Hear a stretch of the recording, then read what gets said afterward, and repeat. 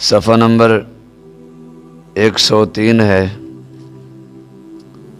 اور آیت نمبر 188 ہے۔ سورۃ آل عمران، چوتھا سپارہ۔ اعوذ باللہ من الشیطان الرجیم، بسم اللہ الرحمن الرحیم۔ لا تحسبن الذین یفرحون بما اتوا ویحبون ان یحمدوا بما لم یفعلوا فلا تحسبنهم بمفازة من العذاب ولهم عذاب علیم۔ صدق اللہ العظیم۔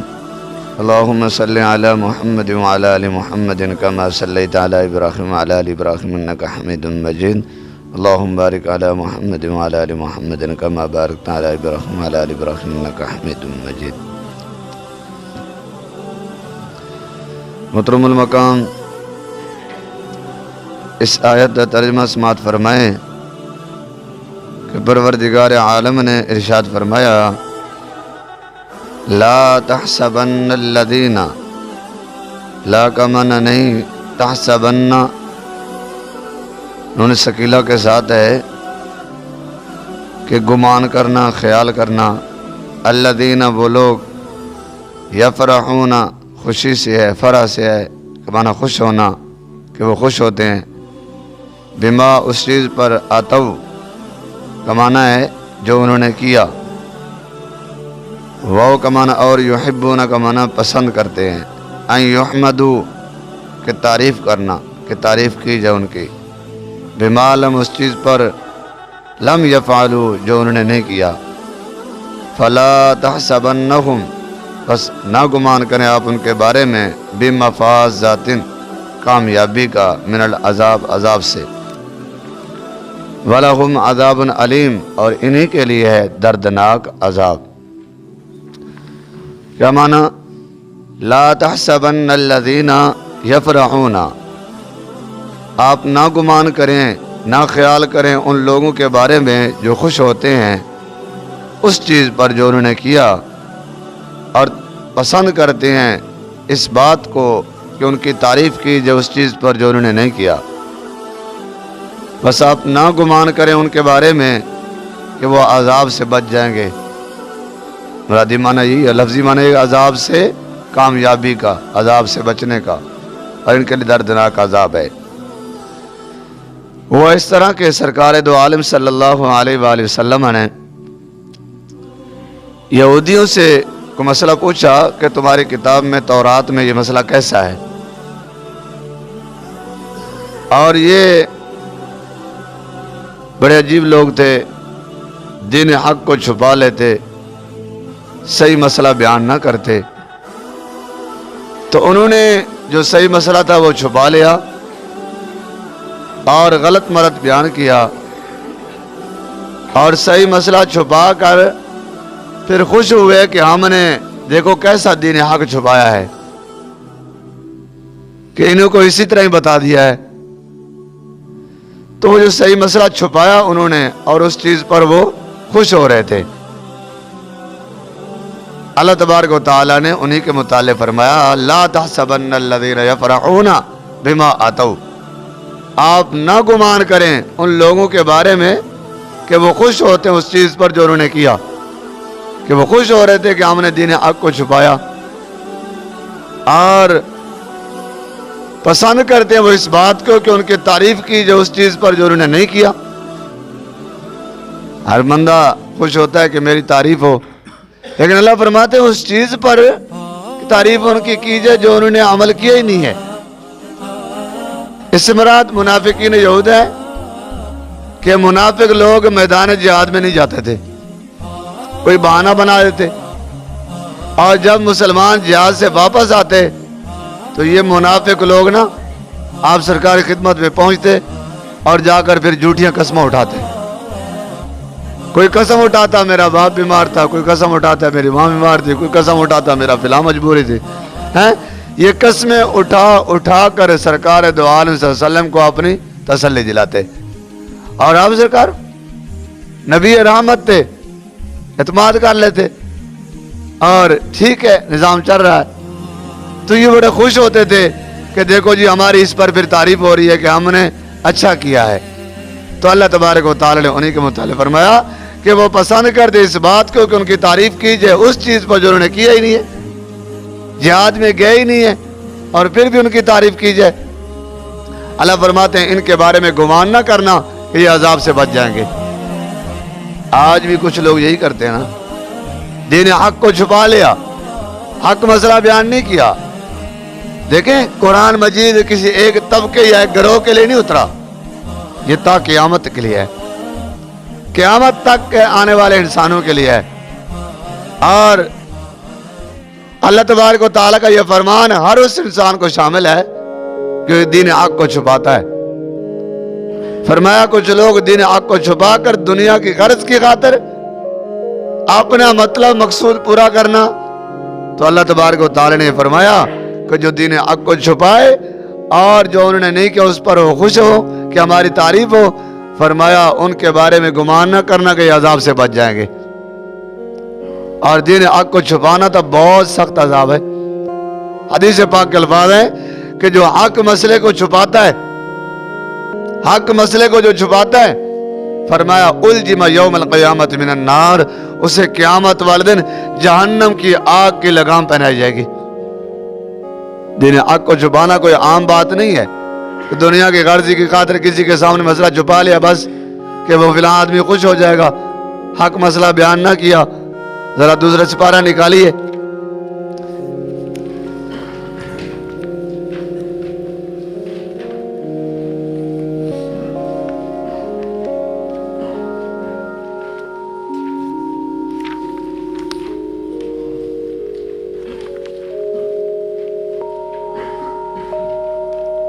صفحہ نمبر 32 آیت نمبر 159 158 کے بعد صفحہ نمبر 32 ہے. اللہ تبارک و تعالی نے فرمایا ان الذین یکتمون ما انزلنا من البینات,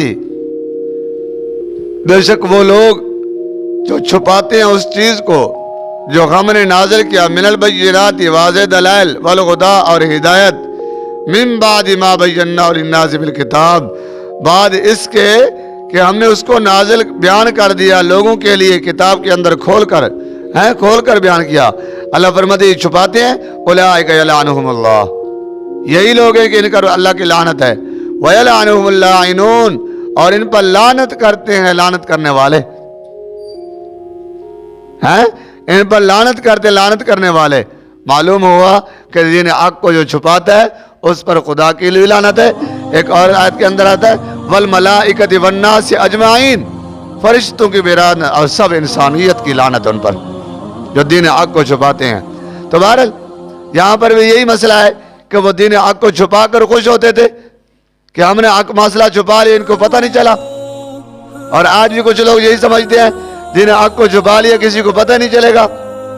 اگر عالم کا مقام بڑا ہے تو اس کی گرفت بھی بڑی ہے, عالم کا رتبہ بڑا ہے تو اس کی وعید بھی بڑی ہے. اگر وہ صحیح راستے پر چلے گا تو کامیابی بہت بڑی ہے, غلط راستے پر چلے گا تو ناکامی بھی بہت بڑی ہے, نقصان بھی بہت بڑا ہے, عذاب بھی بہت بڑا ہے. تو اللہ تبارک و تعالی نے فرمایا وَلَهُمْ عَذَابٌ عَلِيمٌ, اور انہی کے لیے ہے دردناک عذاب. آگے فرمایا وَلِلَّهِ مُلْكُ السَّمَاوَاتِ وَالْأَرْضِ, اور اللہ ہی کے لیے ہے آسمانوں اور زمین کی بادشاہت. آسمانوں اور زمین کی بادشاہت کس کے لیے ہے؟ اللہ تبارک و تعالیٰ کے لیے ہے. زمین و آسمان کا بادشاہ میرا رب ہے. زمین و آسمان کے اندر تصرف اسی ذات کا ہے.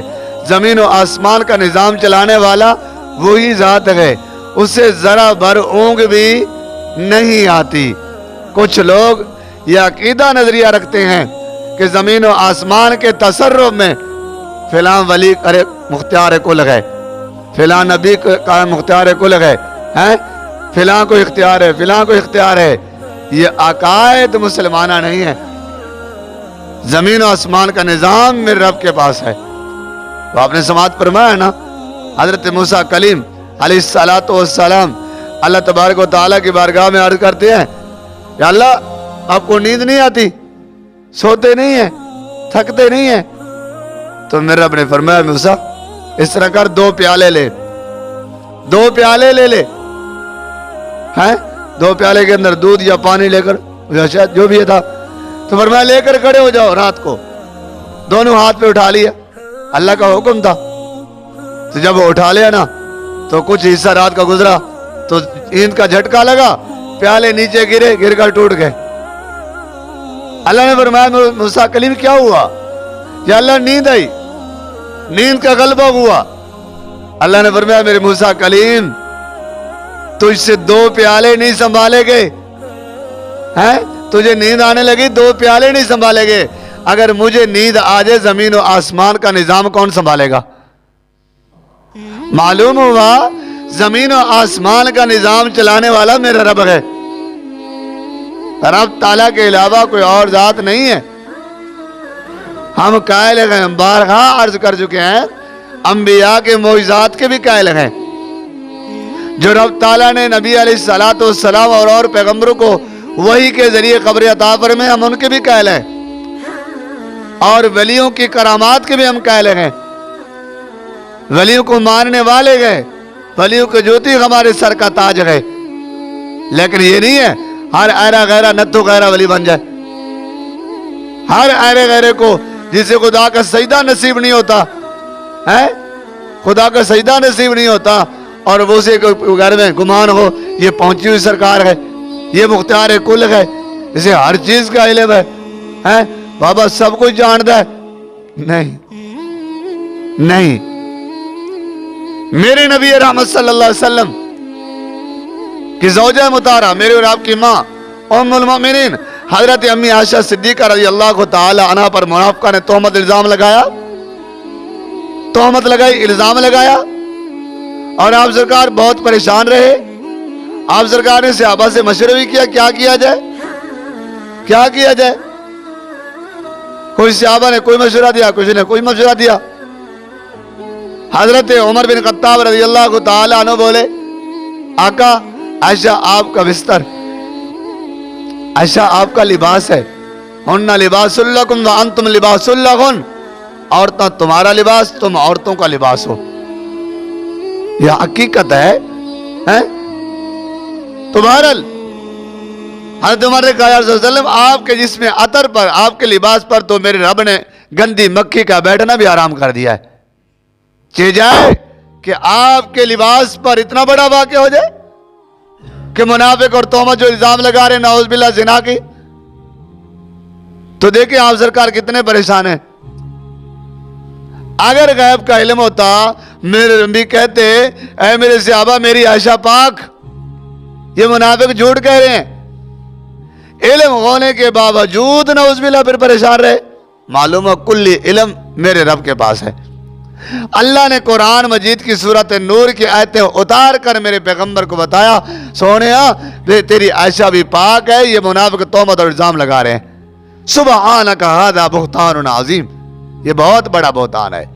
تو بہرحال ہم انبیاء کے معجزات کے قائل، انبیاء کو جو رب نے وحی کے ذریعے خبریں عطا فرمائی ہم ان کے بھی قائل، اور ولیوں کے کرامات کے بھی قائل ہیں، لیکن ہم اس کے قائل نہیں ہیں کہ اللہ نے کسی کو مختار کل بنا دیا ہے۔